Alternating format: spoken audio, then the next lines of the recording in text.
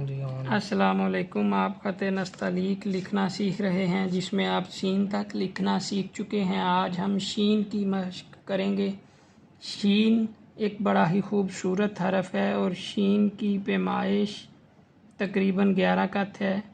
इस तरह से तिरछा कलम रखें और नीचे लाते हुए कलम को थोड़ा थोड़ा करके मूव करते जाएं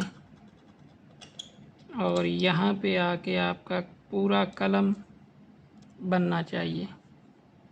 जब आपका पूरा कलम बन जाए तो सीन ही के तरह आप ये हिस्सा बनाएं, ये आम बनाएं और यहाँ से फिर आप इसका दायरा बनाना स्टार्ट कर देंगे।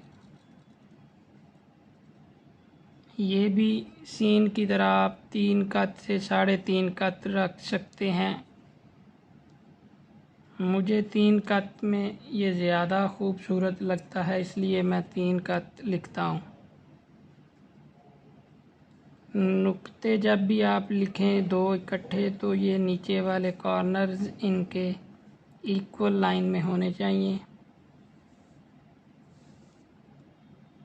कत आप इसके इस तरफ से मेजर करेंगे